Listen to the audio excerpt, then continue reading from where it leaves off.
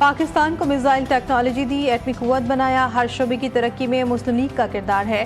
साबिक वज़ीर-ए-आज़म नवाज शरीफ कहते हैं पिछली हुकूमत ने जो मुल्क का हाल किया उसे बतदरीज बेहतर बना रहे हैं। लोग काम को वोट देते हैं, सियासत के साथ साथ काम भी होना चाहिए। हमारे ज़माने में 4 साल तक रुपया मुस्तहकम रहा, शरह-नमू 7 को छू रही थी।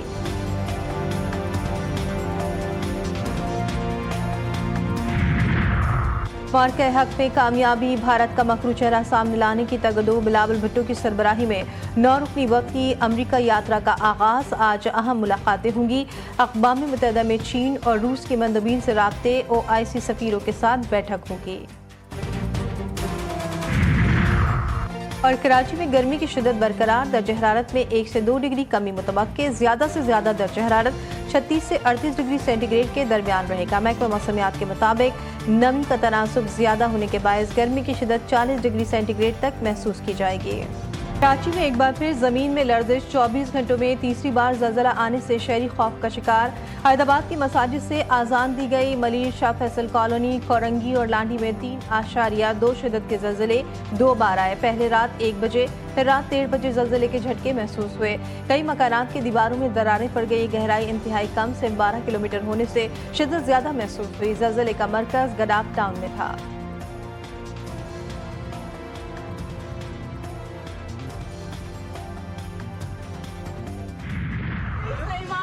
ब्रेक मारा तुमने, मैं छोड़ दी इसको, फिट कर रहा हूँ, छोड़ दे, देखिए ब्रेक मारा है, देखिए बहुत मार लिया ना, तो की तरह चलाओगे, बंदों की तरह चलाओगे। कराची डिफेंस में शहरी और उसकी बहन को हरासा करने और तशद्दुद करने वाला सलमान फारूकी ताहाल फरार। खुद को सरकारी अफसर बताकर सरेआम नौजवान पर तशद्दुद करने वाले शख्स की वीडियो वायरल। वज़ीर दाखिला सिंध ने नोटिस ले लिया, पुलिस को गिरफ्तार करने का हुक्म। सलमान फारूकी दफ्तर बंद करके भाग गया। सलमान फारूकी के असला बरदार गार्ड भी गायब।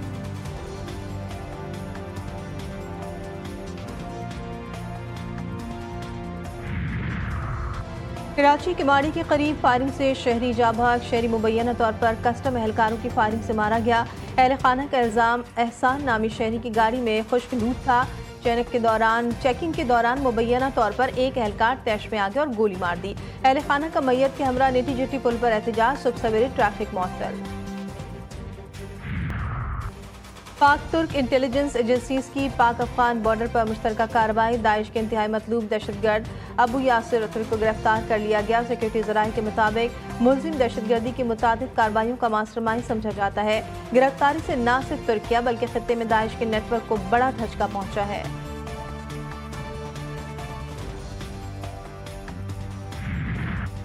नवाज शरीफ ईद मनाने लंदन पहुंच गए। लंदन में साफियों से गैर रस्मी गुफ्तगू। कहा पाकिस्तान को एटम बम हमने दिया, चीन के साथ JF-17 बनाने का काम भी हमने शुरू किया। आज भी हमारी हुकूमत में पाकिस्तान की मईशत तरक्की कर रही है। अवाम वोट उसको देते हैं जो काम करता है।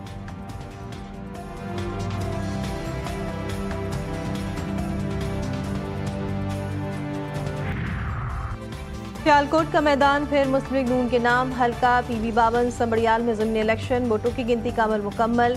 तमाम पोलिंग बूथ से नताइज मौसूल। गैर सरकारी नताइज के मुताबिक नून लीग अरशद बड़ाइच पहले, PTI के हिमायत याफ्ता आज़ाद उम्मीदवार फाकिद शाद घुम्मन दूसरे नंबर पर हैं।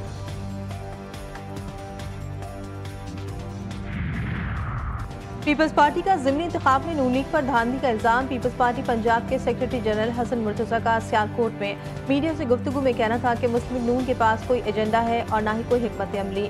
नून लीग वाले फॉर्म 47 तैयार करने के मास्टर हैं। पंजाब में हम किसी आसरे या सहारे से वापस नहीं आना चाहते।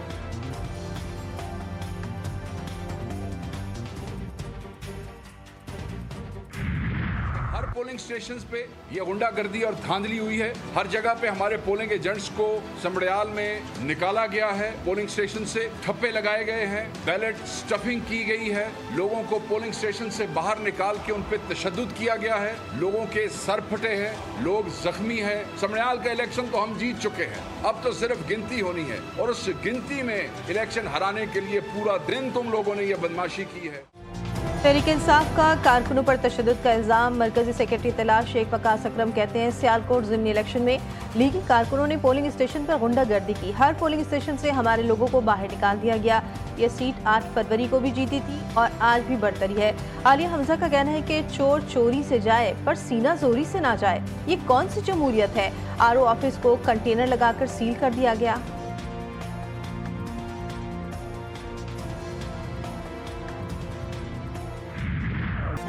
भारतीय chief of defence staff general Anil Chauhan के इंकिशाफात। कांग्रेस पार्टी के सदर मल्लिकार्जुन खड़गे का भारत के दिफाई नाकामियों के गैर जानिबदाराना तज्जिये के लिए कारगिल रिव्यू कमेटी की तर्ज पर नई कमेटी बनाने का मुतालबा। कहा मोदी सरकार ने अवाम को असल सूरत हाल से लाइल्म रखा।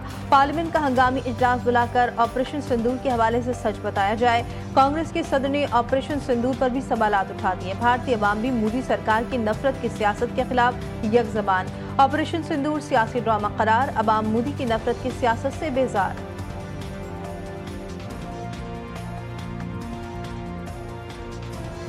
भारत में मोदी की खारजा पॉलिसी पर कड़ी तनकीद। भारत के नाकाम खारजा पॉलिसी पर इंडियन नेशनल कांग्रेस पार्टी ने सवालात उठा दिए। पवन खेर ने कहा कि भारत का दफ्तर खारजा मुकम्मल तौर पर नाकाम हो चुका है। जंग के बाद पाकिस्तान को हर महाज पर कामयाबी मिल रही है। वजीर आजम नरेंद्र मोदी बताएं कौन सा मुल्क आज भारत के साथ खड़ा है। अब तो रूस भी पाकिस्तान का दोस्त बन चुका है। मोदी की खारजा पॉलिसी या मुल्क की सिक्योरिटी पर सवाल उठाओ तो गद्दार करार दे दिया जाता है।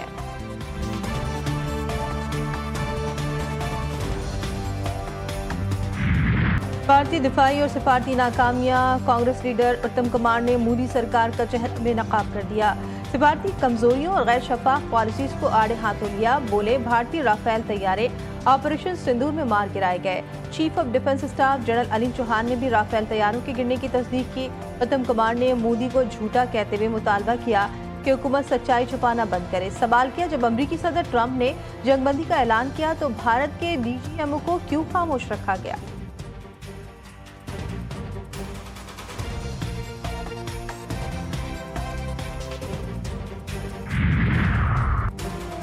जमीयत उलमा इस्लाम का कम उम्री में शादी के कानून के खिलाफ मुल्कगीर एहतजाज का ऐलान। पेशावर में न्यूज़ कॉन्फ्रेंस से खिताब करते हुए मौलाना फजलुर रहमान का कहना था कि पाकिस्तान की शनाख्त इस्लाम है। मुल्क की इस्लामी शनाख्त को खत्म किया जा रहा है। इससे कबल जो कानून साजियाँ हुई IMF की तजवीज़ को बुनियाद बनाया गया। अक़वाम मुत्तहिदा की करारदाद का हवाला देकर कम उम्र बच्चियों की शादियों की कानून साजी की जा रही है।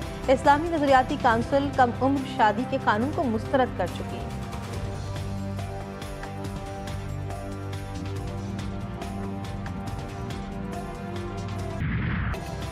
कुर्बानी के जानवरों की खरीदारी का मिशन। छुट्टी के रोज मुल्क भर की मवेशी मंडियों में रश। मनपसंद और भारी भरकम जानवरों की तलाश। महंगाई, खरीदारों और व्यापारियों के दरमियान रुकावट। कोई जानवर लेकर लौटा तो कोई खाली हाथ मायूस। जानवरों को मंडी से घरों तक पहुंचाने वालों की भी चांदी हो गई।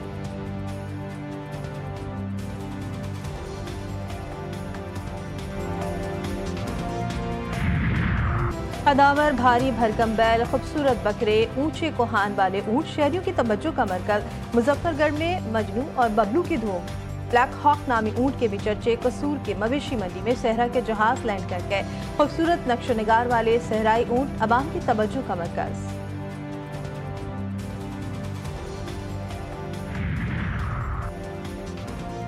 पाकिस्तान ने बांग्लादेश को व्हाइट वॉश कर दिया। तीसरी T20 में मेहमान टीम को 7 विकेटों से शिकस्त। बांग्लादेश ने पहले खेलते हुए 6 विकेटों के नुकसान पर 196 रन बनाए थे।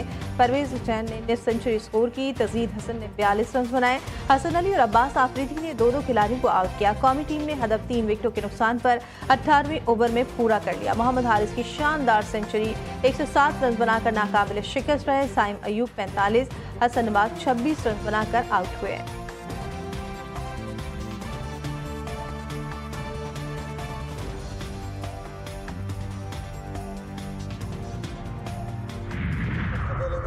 शुक्र अदा करता हूँ अपने वालिदैन का, बल्कि पूरे पाकिस्तानी कौम का और पूरे पाकिस्तानी मीडिया का, जिनकी दुआओं से अल्लाह ताला ने एशियन एथलेटिक्स चैम्पियनशिप में अल्हम्दुलिल्लाह मुझे गोल्ड मेडल से नवाजा है। और ये मेरा पेरिस ओलंपिक्स गेम के बाद ये मेरा पहला कंपटीशन था और अल्लाह ताला ने पाकिस्तान को फतह दी है।